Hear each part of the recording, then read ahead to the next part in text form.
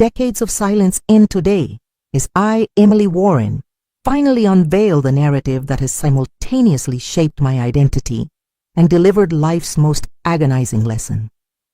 Genuine affection differs profoundly from its counterfeit.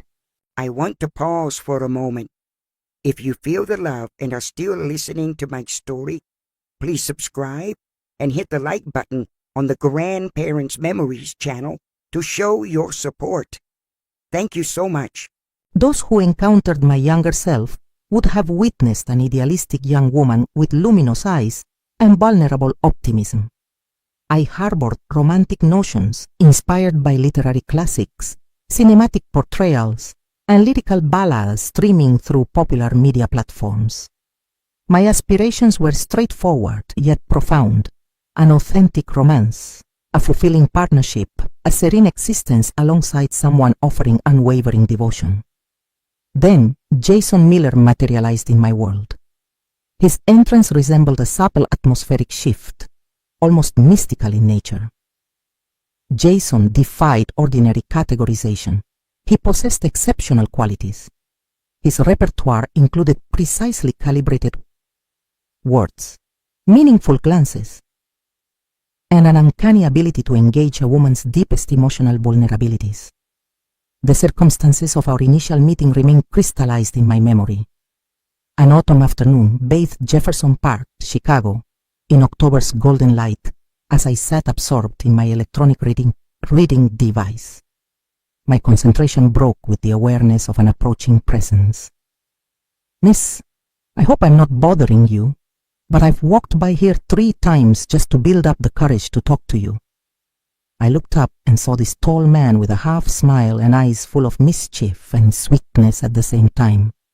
My fingers trembled as I closed my e-reader. "Oh no, you're not bothering me," I replied. He smiled that smile I'll never forget. I couldn't decide what was more beautiful, watching you read or watching you look at me now. I laughed, a shy but sincere laugh. No one had ever spoken to me that way. No one had ever looked at me the way he looked at me. The conversation started there, and before I realized it, we had spent hours talking about everything. He was charming, knew how to listen, knew how to touch my soul with every word. Days passed, and Jason made a point of finding me. He knew where I worked, where I liked to walk, and as if by chance, he always appeared in the right places at the right times, with that smile that made my heart beat faster. "You're the most beautiful woman I've ever seen, Emily," he would say. "One day I'm going to make you my wife." I laughed, finding his boldness amusing, but deep down, that idea was growing inside me. Jason had something special. He was confident, self-assured, strong. He made me feel protected. Months passed and love blossomed. I gave myself completely, without reservations, without doubts. When he asked me to be his girlfriend, I accepted immediately. When he proposed marriage, I didn't hesitate. Our June wedding, 5 years ago, was the most beautiful day of my life. The church, St. Mary's Church in Chicago, was full. All eyes were on us. My mother, Martha Warren, cried with emotion. My friends sighed seeing this man so in love by my side. "I promise to love you, care for you, protect you," he whispered in my ear, holding my hand tightly. And I believed him. I believed every word. At first, life with Jason was a dream.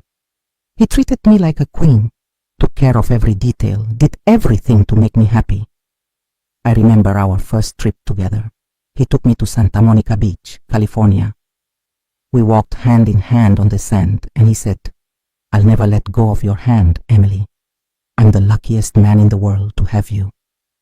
And I felt like the most loved woman in the world. But time passed, and Jason began to change. At first, it was small things. The way he looked at me when I took a little longer to come home.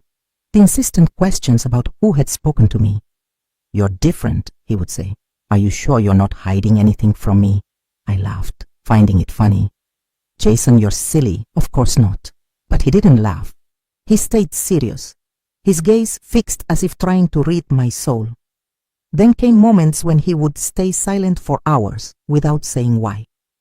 When I asked what had happened, he would respond dryly, "Nothing." But I felt something was wrong. The first clear sign came at a family gathering. I was talking with my husband's colleague from work when Jason approached and grabbed my arm firmly. "I think it's time for us to leave." There was a tone in his voice I didn't recognize, a cold tone that sent a chill through me. That night when we got home, he looked at me in a way he never had before. "Do you think I'm an idiot? I saw how you were looking at him." I was speechless. "Jason, for God's sake, he's your colleague." He laughed, but it wasn't a laugh of happiness. It was a cold laugh, loaded with something I didn't understand yet. That night, I felt afraid for the first time, but I ignored it. I convinced myself it was just jealousy, that he just loved me too much. Time passed and those small things became routine. The control, the cutting silence, the distrustful looks. But I still didn't know. I still didn't realize that the man who once made me feel like the most loved woman in the world would be the same one who would make me wish I had never crossed his path. I still didn't know that the love that once made me smile would transform into my worst nightmare. And when I realized this, it was already too late. Time has a strange way of transforming things. In the beginning, Jason was everything I ever wanted: attentive, passionate, charming. He made me feel safe, loved, special. And I, blinded by love, didn't notice the small signs that were there all along, trying to warn me that something wasn't right. The days with him were intense. When Jason was happy, the world seemed perfect. But when he got irritated, a weight fell over our house. He didn't yell or make a scene, not at first, but I felt something in him change. It started with small criticisms. "You don't need to go out so much. Stay more with me. I'm not sure about this friend of yours. She has a bad influence on you. You don't need to work. I'll take care of everything." At first, I thought it was concern. I thought it was nice. Who doesn't want a husband who worries, who wants to protect? But gradually, I realized I was distancing myself from the world without even noticing.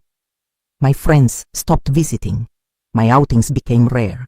My world began to revolve around Jason. I didn't realize that this wasn't attention, it was control. And the control grew into something bigger. The first time I truly felt afraid was on an ordinary night. I was preparing dinner and accidentally let the lasagna burn.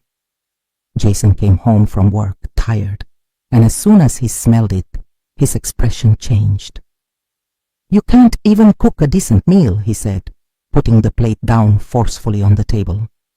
It was just dinner, just a burned lasagna, but his look, the tone of his voice, made my heart race in a way I had never felt before. "Sorry, honey," I said, trying to ease the tension. He remained silent, long minutes of silence while I tried to pretend nothing was happening.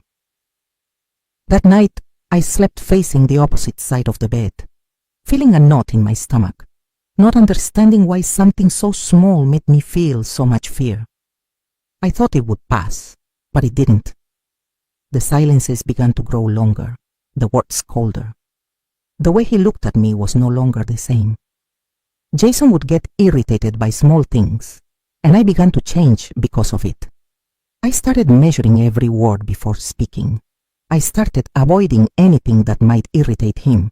I started apologizing for things that weren't even my fault. And then came the first time he lost control. I don't know exactly what happened. Don't know at what moment the man who said he loved me so much began to treat me as someone lesser. It was an ordinary day like any other. He came home with a different look, as if he was carrying the weight of the world on his shoulders. I just tried to ask how his day was, but he didn't respond. "Jason, did something happen?" He looked at me, but it wasn't a normal look. There was something there, something that made me freeze inside.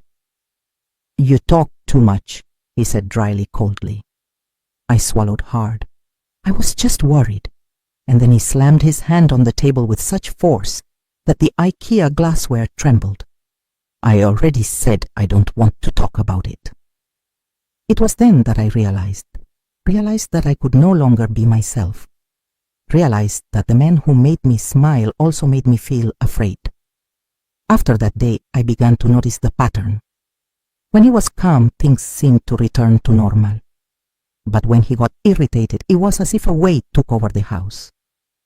I walked slowly, breathed slowly, as if any wrong movement could trigger something worse.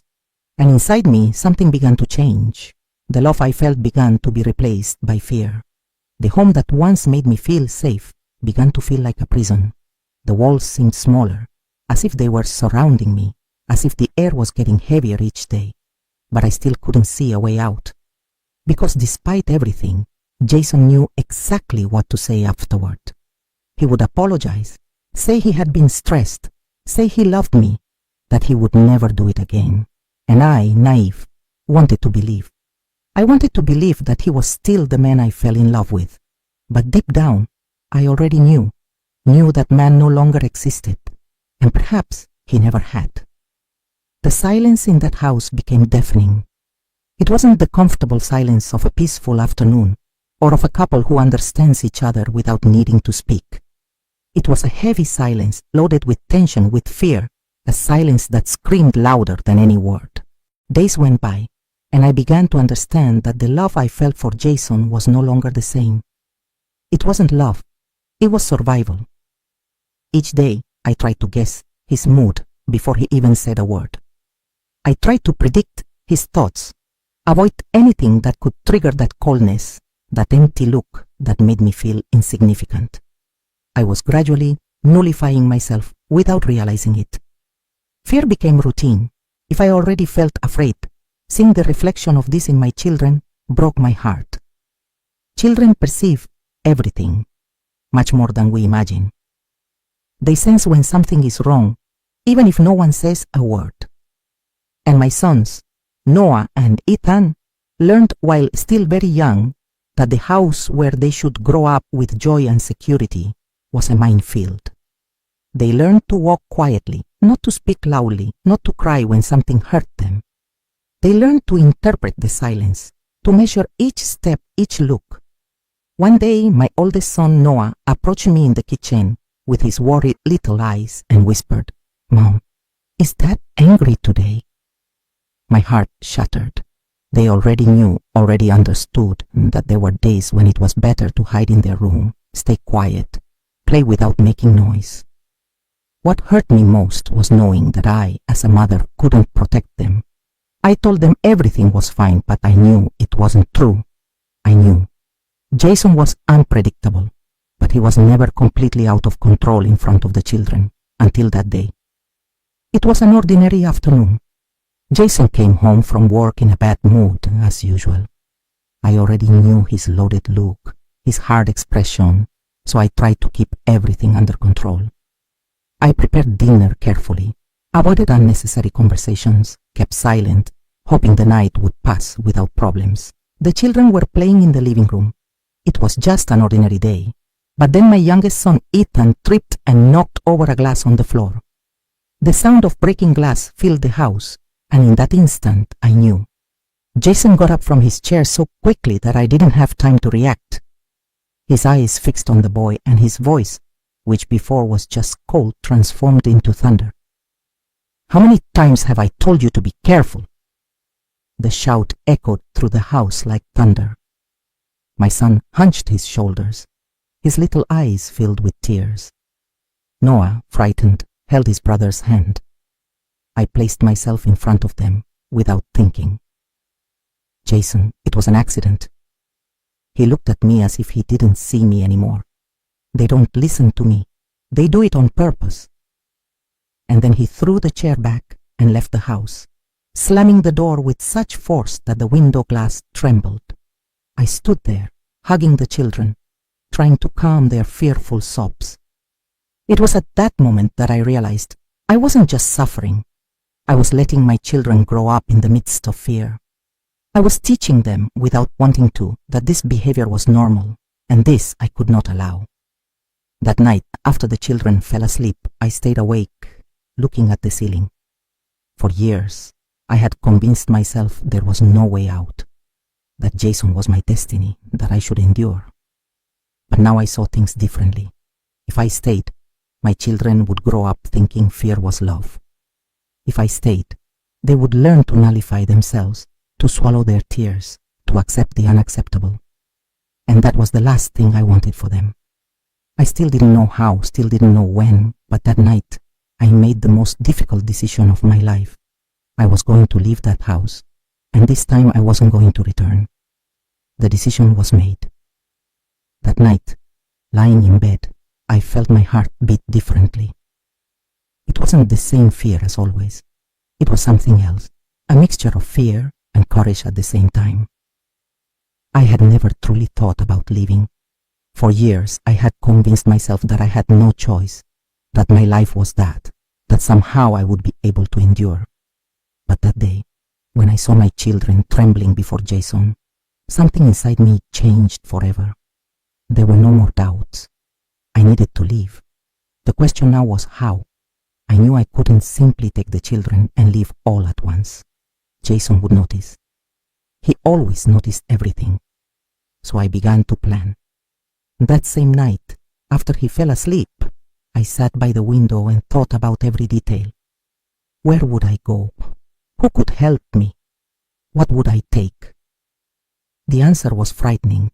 I had no one. Over time, Jason had distanced me from everyone. My friends no longer called. My family had become just a memory. That's exactly how he wanted it. But I couldn't let that keep me trapped. So I began to observe everything more carefully. The money that came in, the house keys, the times when he left. Every small detail could be the difference between success and failure. I want to pause for a moment. If you feel the love and are still listening to my story, please subscribe and hit the like button on the Grandparents Memories channel to show your support. Thank you so much. I decided I needed to save money. Not much, just enough to take the first step. I began to hide small amounts in places he would never look. Inside an old sock, in the back of a forgotten drawer, inside a book he would never open. It was little by little, cent by cent. And as I did this, something inside me began to change. I was preparing for something that had previously seemed impossible. Jason always controlled everything, knew where I went, who I talked to, what I did. So I knew that leaving the house without him noticing would be a challenge. That's when I had an idea. I began to talk about a distant cousin, someone he barely knew about. I made up that she was sick, that she needed help. I think I'll go there in the morning to see how she's doing, I commented, without giving it importance. He didn't react, just nodded, distracted with the newspaper. The next day I repeated it, and the next. I wanted him to get used to that idea for it to sound natural. And then, on Friday, I finally said, I think I'll visit her tomorrow, but I'll be back before lunch. He didn't even look at me. Do whatever you want. My heart raced. This was my chance. That night, I put the children to bed as always, but inside I was in turmoil. I knew this could be my last night there. I hugged each of them for longer than normal, kissed their foreheads, breathed in their sweet scent, listened to their calm breathing. Meanwhile, my heart was racing. I got up slowly, went to the wardrobe and took some clothes. Just the essentials, nothing that would draw attention. I put everything in a small bag, hid it under the bed, and lay down looking at the ceiling. I closed my eyes, but didn't sleep. I couldn't sleep. I knew that the next day everything would change forever. The clock marked 6 in the morning when I got up. Jason was still sleeping deeply. The house was silent. I grabbed the bag, took a deep breath, and went to the children's room. Darlings, wake up. We need to go. They opened their eyes slowly, confused. Where, Mom? I knelt down and held their hands. To a place where you will never have to be afraid again. They didn't fully understand, but they trusted me. We tiptoed out without making noise. Each step was a battle against my own heart, which was beating so hard I thought it might wake Jason. The front door was there, just a few meters away. My fingers touched the doorknob. I held my breath, and then turned the key. The door opened. The morning sun touched my face, and for the first time in a long time, I tasted freedom. I didn't look back. Never again.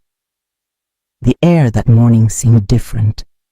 It had been years since I felt the wind touch my face that way. It wasn't just a cold breeze, it was a breath of life, a breath of hope. I held my children's hands tightly and took the first step outside that house. A step that should have been simple but carried a strength that only those who have lived in a visible prison understand. I didn't look back. I couldn't look back. My heart was beating so hard I could hear it inside my head. My legs were trembling, heavy, but I kept walking. 1, 2, 3 steps, without stopping. With each step, I felt as if the weight of years was lifting from my shoulders. But the fear was still there. What if he woke up? What if he realized I was gone? What if he came after me? I didn't have a concrete plan, just the certainty that I couldn't go back. The boys were sleepy, confused, walking beside me without really understanding what was happening. "Mom, where are we going?" my oldest son, Noah, asked. I knelt before them and looked into each of their eyes. "To a safe place," was all I could say because, in truth, I didn't know where we were going. I continued walking. Time seemed to be passing too quickly and, at the same time, dragging on. My body was tired, but my mind remained alert, repeating the same phrase like a mantra. "I can't stop, I can't stop, I can't stop." When I reached a small bus stop, I looked around, trying to calm myself. It was early. The city was beginning to wake up. I saw people going to work, children in school uniforms, the world turning as if nothing was happening. But for me, everything was different. I had nowhere to go. My friends were no longer in my life. My family was distant. I thought about asking strangers for help, but who would believe me? Who would help me? And then I remembered her, a neighbor from many years ago before Jason distanced me from everyone. A woman with a good heart who always told me, "If you ever need anything, come find me." At the time, I thought I would never need it. Now she was my only option. I took the last change I had hidden and boarded the first city bus that passed. Each mile that took us away from the house seemed a relief, but also a burden. It was real. I had fled. When we arrived at her house, I knocked on the door with trembling knuckles. Time seemed to stop until the doorknob turned and Linda Parker's gentle face appeared. She looked at me for a moment and then, before I could say anything, she simply opened her arms. And in that instant, I collapsed. My knees weakened, and for the first time in years, I let the tears fall without fear. I cried. I cried with my whole body. I cried for everything I had kept inside me for so long. I cried for the days of fear, for the forced smiles, for the sleepless nights. I cried for having been weak. I cried for finally having been strong. Her arms held me firmly, as if trying to glue together all the broken parts inside me. "Come, dear, you're safe now." Those words hit me hard. Safe. I didn't even remember what that was anymore. Linda took us inside and prepared hot chocolate. The boys, exhausted, fell asleep on the couch. I looked at them lying there, serene, and it was at that moment that I realized they were sleeping without fear for the first time. They weren't curled up. They didn't have wide eyes listening for heavy footsteps around the house, and that was what made me collapse again. But then fear came like an icy wave. What if Jason found me? He would look for me, and when he realized I was no longer there, I knew he wouldn't easily accept it. That same night, while I was trying to sleep, a phone rang in Linda's house. My heart raced. She answered, and I saw her expression change. Her eyes sought me out, full of concern. "Yes, she is here." My blood froze. I knew it. He had found me. My entire body tensed, waiting for the worst. Linda hung up the phone slowly, turned to me, and held my hands. "He's looking for you." The words were like a blade cutting my skin. My heart seemed to want to leap out of my chest. "Did he say anything?" My voice came out trembling. She took a deep breath. "He said, you have to go back." My mind was spinning. Go back? After everything? After finally tasting freedom? My eyes filled with tears, but this time they weren't tears of fear. They were tears of anger, of indignation, of revolt for everything I had lived through, for everything he had taken from me. And more than ever, I knew I would never go back to that house. But what would I do now? I still didn't know. I just knew that for the first time I was going to fight. In that instant, my heart stopped. I knew Jason wouldn't easily accept my escape, but hearing him say I had to go back made my entire body tremble. Go back? After everything? After finally tasting freedom? My blood cooled and my hands went cold. I looked at my children sleeping on the couch and felt a knot tightening my throat. I couldn't let him take us back to that nightmare. But how could I prevent it? Linda held my hands and squeezed them tightly, looking into my eyes. "You don't have to go back, Emily." Those words made me crumble. For years, I thought I had no choice, that my life was set, that I would have to endure. But sitting there in that house, with fear knocking at the door, I understood something important. I did have a choice. I wouldn't go back, not this time. Linda made me sit on the couch and take a deep breath. She seemed calm, but I could see in her eyes the same concern that burned inside me. "You need to think about what you're going to do now," she said. But my mind was in turmoil. What could I do if Jason already knew where I was? He wouldn't stop until he found me. He never accepted losing control over me.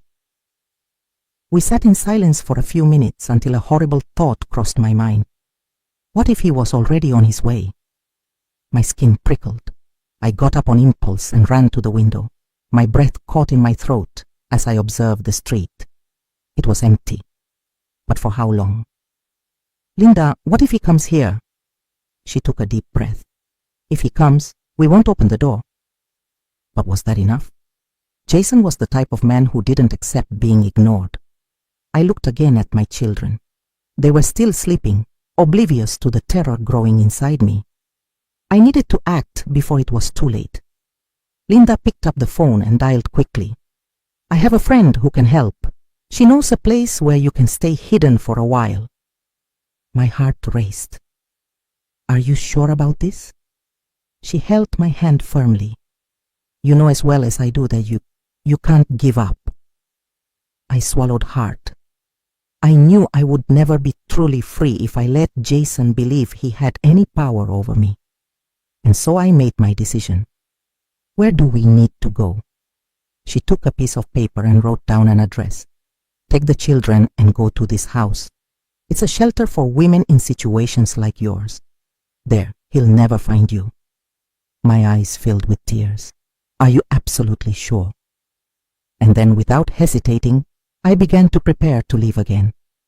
I took few things, just the essentials.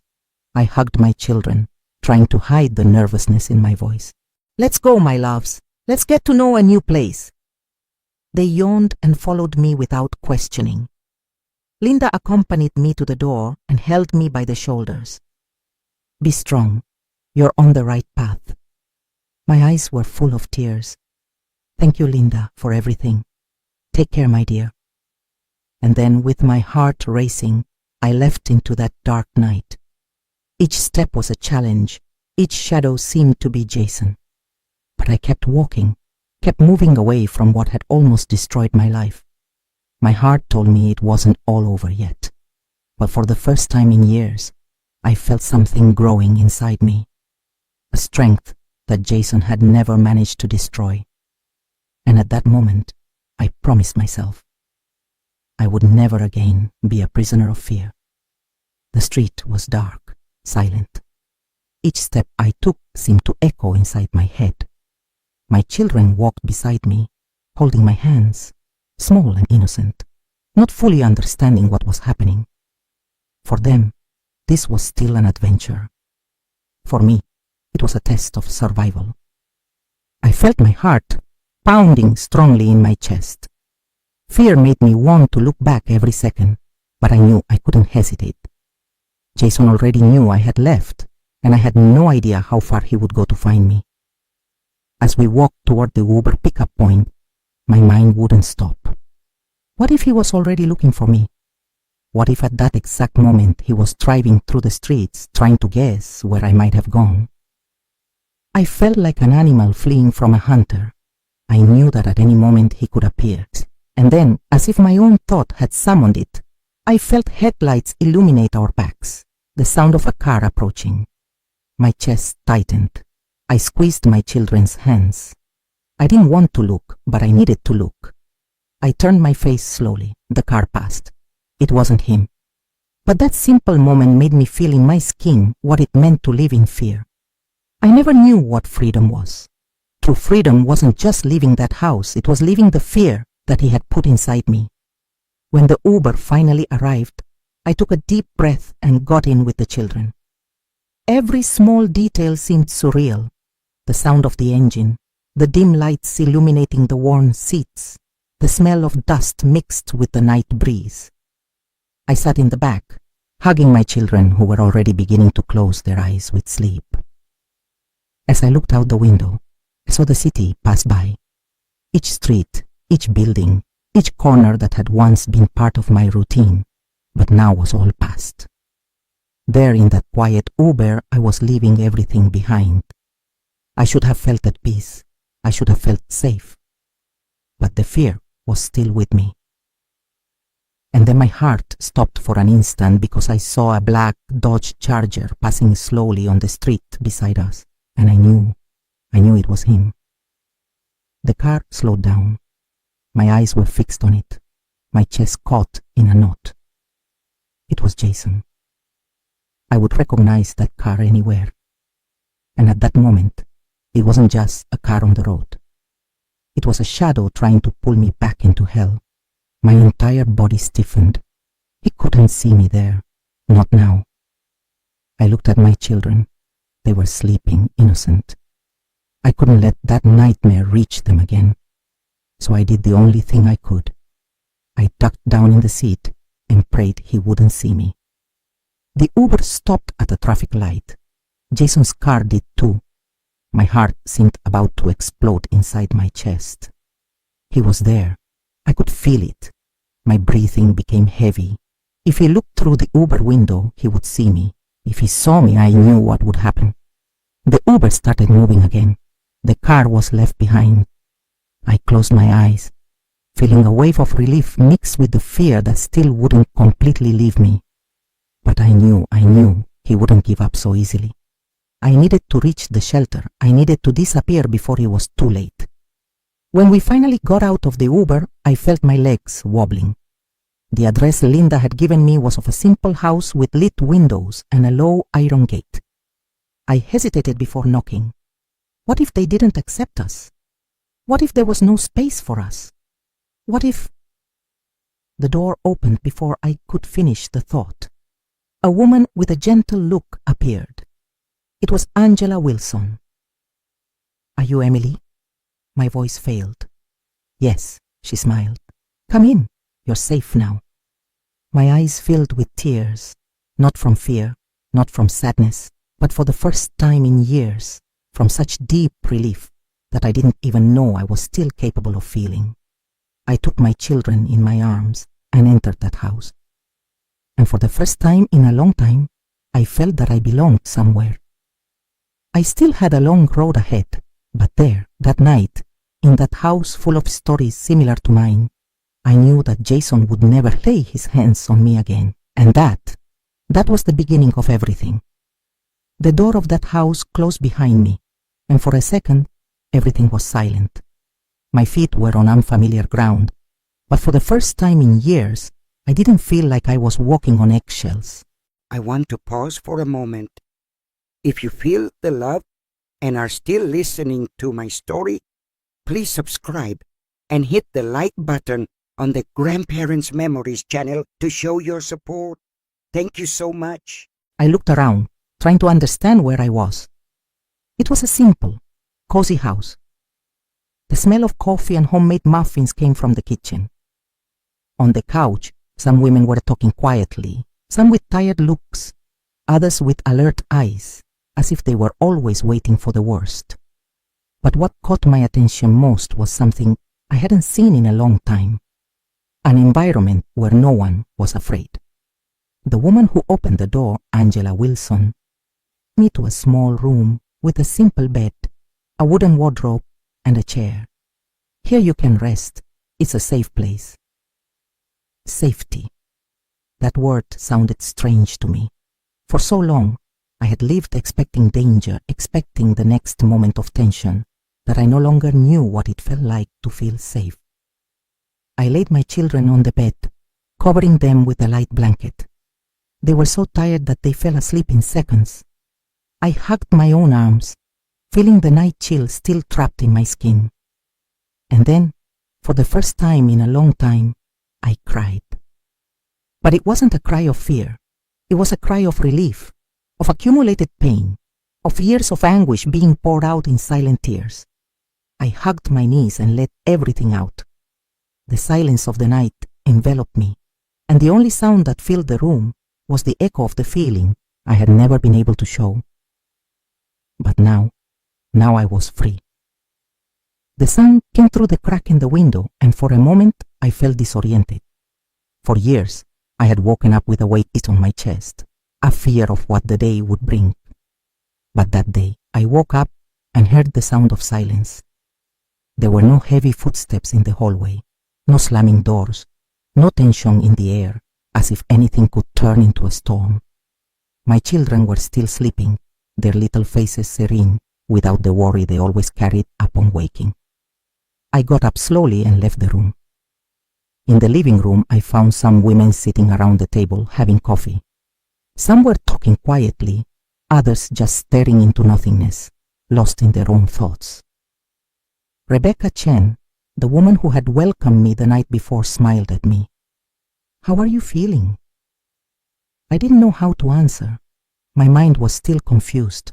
My heart still carried remnants of fear. But I took a deep breath and tried to find the words.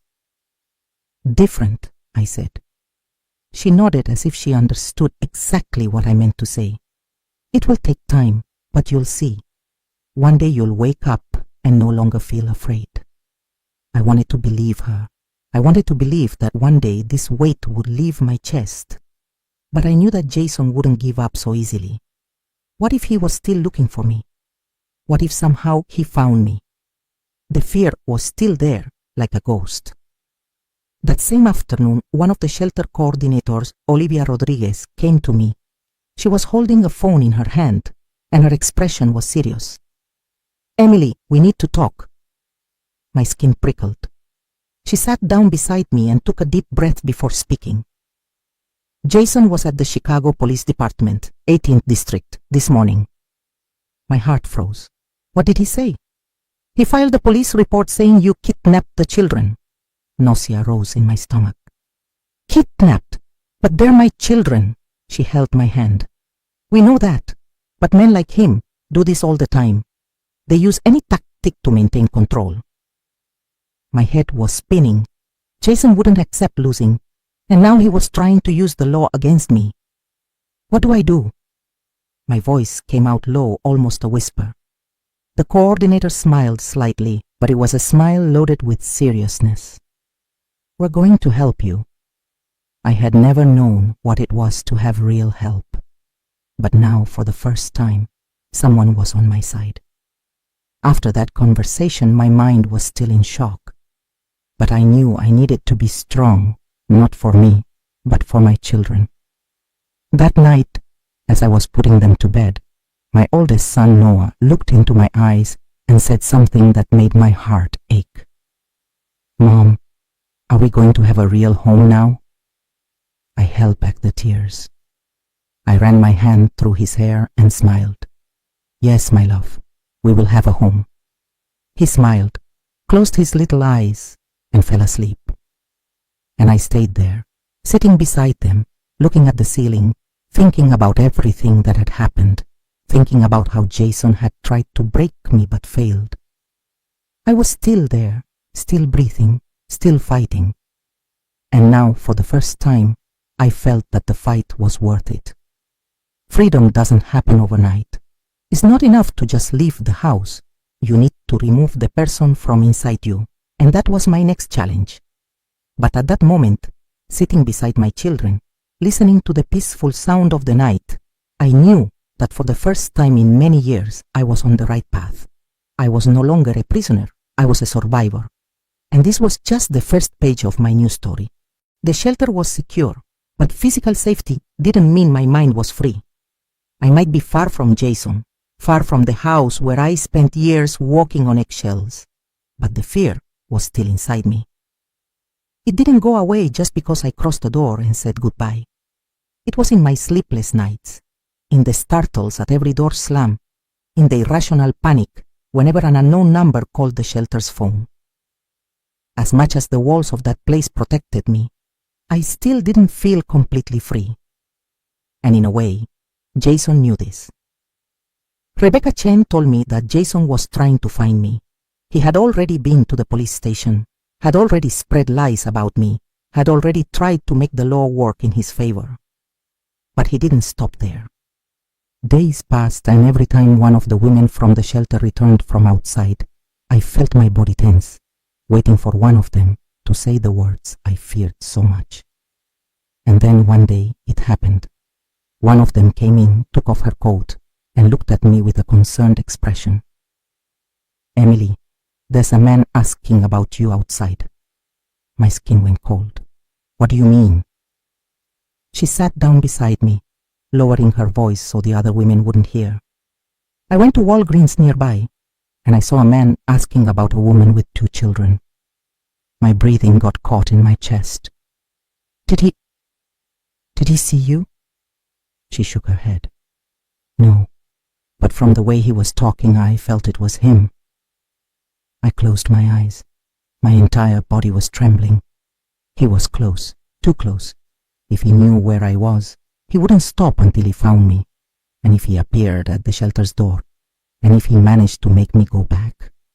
The very idea left me breathless, but then something inside me screamed louder. No, not this time. I hadn't gone through all that to let fear drag me back to him. I had left that house to change my story, and I wouldn't let him write it again. I spent the night awake, eyes fixed on the ceiling, my body tired but my mind working at full speed. I had never thought there would come a time when I would feel more anger than fear. But that night was exactly what happened. The anger grew inside me, an indignation I had never allowed myself to feel. Why did he still think he had power over me? Why did he still think he could decide what I would do with my life? I closed my fists and sat up in bed. I couldn't live running away anymore. I needed to act. I needed to end this. And I knew exactly what to do. The next morning, I made a decision I never imagined I would have the courage to make. I asked to speak with Rebecca Chen. When I sat before her, my heart was racing, but my voice came out firm. "I want to file a restraining order against him." She looked into my eyes and smiled slightly. "Are you sure?" I didn't hesitate. "I am." She nodded. "Then we'll help you." It was the first time I felt that someone was truly on my side, that my pain wasn't invisible, that I wasn't alone anymore. That same day I was taken to the Chicago Police Department, 18th District, by an assistant from the shelter. Each step towards that door seemed to weigh tons, but at the same time, I knew it was right. When I sat before the clerk and began to tell my story, I felt as if I was taking a weight off my chest. Word by word, I brought to light everything I had lived through, the years of silence, the fear, the looks that made me tremble, the veiled threats, the moments when I thought I wouldn't survive. And when I finished, the clerk just looked at me and said, "You did the right thing." I left there with a paper in my hands. It was a restraining order. I still felt fear, but that day I also felt something new. I felt that for the first time in a long time, Jason no longer had control over me. I returned to the shelter feeling a lightness I had never felt before. The other women looked at me and noticed I was different. My eyes were no longer downcast. My breathing was no longer short. I still had a long road ahead. There were still wounds that needed to heal. But I knew in that moment that something essential had changed. I was no longer a woman who ran away. I was a woman who fought. And I wouldn't let my past define my future. That night, I lay in bed with my children and hugged them tightly. They were already used to seeing me worried, looking at the door, holding fear inside me.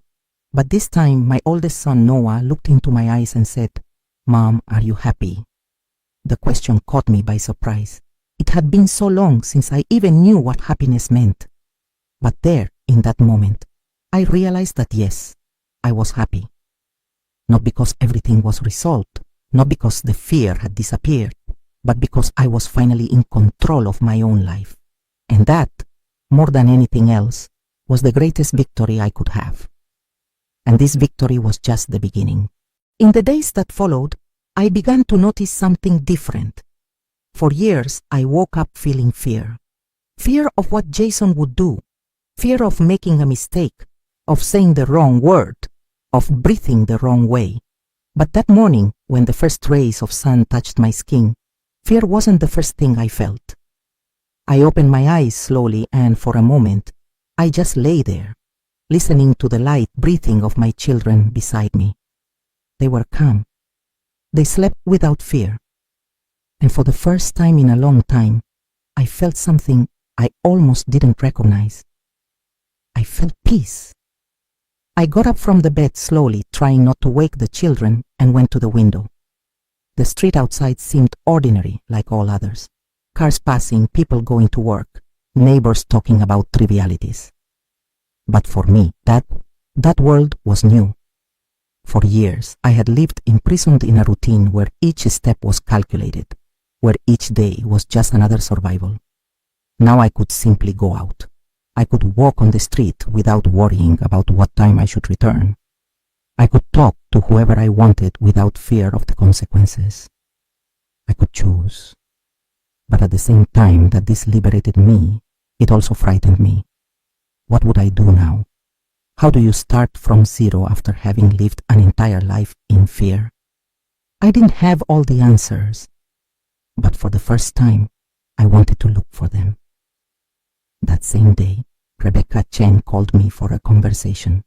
"Emily, now that you're safe, we need to think about the next steps." My hands tightened on my lap. "What are the next steps?" She looked at me with affection.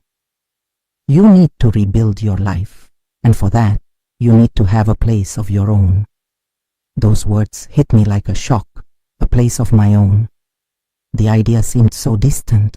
After everything, would I be able to? But how? "We can help you find a job and a small studio apartment in Logan Square. It won't be anything luxurious, but it will be yours." My heart raced. Work, home, independence. This was everything Jason always told me I couldn't achieve without him. But now I had the chance to prove he was wrong, that he never had power over me, that I was always capable. They just didn't let me see it. In the following days, with the help of the shelter, I began to look for work. It was strange. It was as if I had to learn to live again. The last time I had really worked was before I married Jason. He didn't allow me to work. He said he would take care of everything. But taking care of everything meant controlling everything. Now, sitting before a manager at Sunrise Bakery in the neighborhood, I felt my hands sweating. He read my resume, looked at me, and smiled. "Do you have experience as an attendant?" My voice almost failed, but I took a deep breath. It's been a long time, but I learned quickly. He nodded. You know what I like most in new employees? Willingness. Do you have that? I looked him in the eyes. I had faced hell and survived. I had spent years afraid to breathe, and now I was there, ready to fight for my life. Yes, I do. Then you can start next Monday, September 15th. For a moment, I thought I hadn't heard correctly. Start? The job is yours. My chest filled with a different warmth, joy, pride, freedom. I left the interview and felt tears springing to my eyes. I had done it. I was starting over. That night, I sat with my children on the bed and told them the news. Mom got a job. They looked at me curiously. So we're going to have a real house? Asked my oldest son, Noah. I held his little hand and smiled. Yes, my love. His face lit up and he jumped into my lap, hugging me tightly. I knew you could do it. My heart tightened. For so long, Jason had made me believe I was nothing without him. But there, in that small, loving embrace, I knew I was everything to those boys. And that was enough. With my first salary, I managed to rent a small studio apartment in Logan Square. It was simple. Just 2 rooms, peeling walls, a futon sofa bed. But it was mine.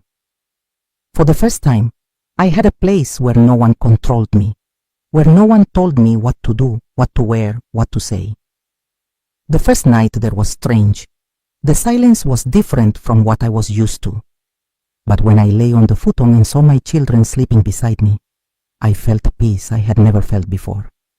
I didn't have anything luxurious, but I had my freedom, and that was worth more than any wealth. In the months that followed, my life transformed slowly but surely. I managed to buy used furniture. We painted the apartment walls together. Each day that passed, the fear became smaller, and a new emotion grew inside me, hope. One day, as I watched my children playing in the living room, I felt a tightness in my chest. But this time it wasn't pain, it was gratitude. Gratitude for having had the courage to leave. Gratitude for having found support. Gratitude for being alive. And above all, gratitude for never having given up on myself. I want to pause for a moment. If you feel the love and are still listening to my story, please subscribe and hit the like button on the Grandparents Memories channel to show your support. Thank you so much. Because in the end, freedom wasn't just escaping from Jason. It was finding myself again, and I was just beginning to truly live. Years passed. I could say it was easy, that after I left that house, everything was resolved as if by magic. But the truth is that starting over is a long, painful, and often lonely process. I had days when I looked at my children and wondered if I was doing the right thing, if I could give them a dignified life, if the fear would ever completely disappear.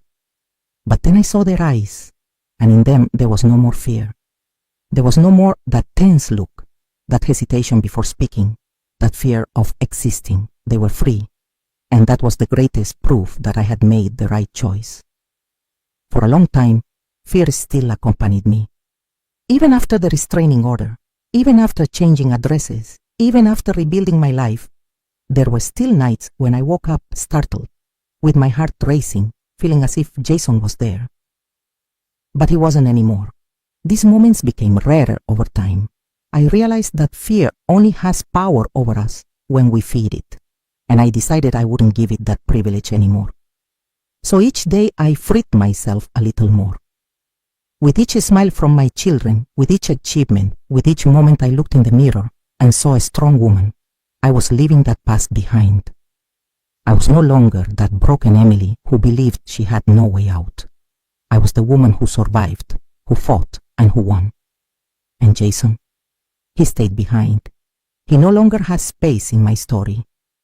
One day, while organizing the small apartment I had built for me and my children, I found a forgotten box in the back of the wardrobe. Inside were old letters, diaries, small reminders of who I was before Jason. And there, in the midst of everything, I found a folded paper. When I opened it, I immediately recognized it. It was an essay I wrote when I was still a little girl in school. The title said, "When I grow up, I want to help other people find their way." I remembered how, as a child, I dreamed of being an accountant, of doing something that would change people's lives. But over the years, Jason destroyed each of these dreams. He made me believe I wasn't capable, that my only role in the world was to serve him, to be the woman he wanted me to be. But at that moment, holding that yellowed paper, something inside me awakened. I was still alive, and that meant there was still time to dream. As the years passed, I grew, evolved, became stronger. I got a better job, studied, learned new things. And one day I made a decision that would change everything again. I went to the shelter that had taken me in during that most difficult moment of my life. I looked at that simple house where I had once entered destroyed, without direction, without hope, and saw other women arriving, women who, like I once was, carried the weight of fear in their eyes. And it was there that I knew I needed to help. So I began to work as a volunteer, then as a financial advisor for women at the shelter. I began by listening to stories, holding trembling hands, offering a shoulder to those who had no one. And with each woman I met there, I realized that my story wasn't just mine. It was the story of many. And if I had managed to escape, others could too. If I was once saved, now it was my turn to save. Years later, I received unexpected news. Jason had been arrested. He had tried to repeat the cycle with another woman, but this time he couldn't escape the consequences. When I heard this, I felt a mixture of emotions. Not because I desired revenge, but because it proved one thing. He was never as strong as he made me believe. I was the one who was strong. I was the one who survived. I was the one who had the courage to leave. He was just a weak man who thought he could control another person's life. And at that moment, I knew I would never need to look back again. My life was the present and, above all, the future. The woman you would have encountered in my earlier years scarcely resembles who stands before you now. Back then, you'd have met someone vulnerable, directionless, and consumed by trepidation. Peer into my gaze today and witness the transformation. Someone who experienced profound suffering, yet refused to be characterized by it. Someone who, despite everything, maintains faith in the concept of love. Not the kind that confines, not the variety that devastates. Rather, authentic affection, self-compassion, enthusiasm for existence, and most significantly, appreciation for the person I've evolved into. For amid everything Jason succeeded in taking, my fundamental nature remained beyond his reach. It persisted throughout, subdued, wounded, concealed beneath years of anguish, yet never obliterated. Today it radiates with unprecedented brilliance. Should this narrative echo aspects of your own experience, should you feel ensnared in perpetual repetition, should this escape seem impossible, understand that liberation exists. I embody this possibility. If I could break free, so can you. The journey may present challenges. It may require patience. Yet eventually you'll awaken to something other than immediate dread. Eventually your reflection will reveal someone formidable, unfettered, triumphant. Just as I prevailed, just as you possess the capacity to prevail. I appreciate your attentiveness throughout my account. May my experiences offer you a fresh perspective on our world. Today, as I sit here recounting my story, I can't help but feel emotional looking back at the journey I've traveled. Thank you all for patiently listening to my story. A story not just about pain, but about the hidden strength that each of us can find in our darkest moments. I want to send a message to anyone who is listening. True love never makes you afraid. True love doesn't control, doesn't hurt. Real love gives you the freedom to become the best version of yourself.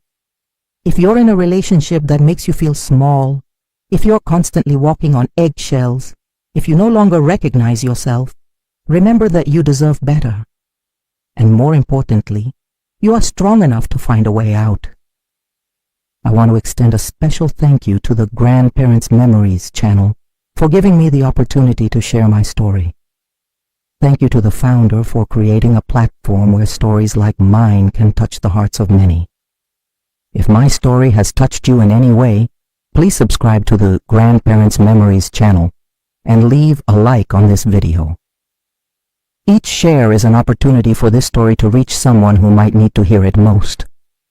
Stay tuned for more stories on the Grandparents Memories channel, where real-life experiences are shared, where life lessons are preserved for future generations. I am Emily Warren, and I believe that life always has brighter new beginnings, no matter what you've been through.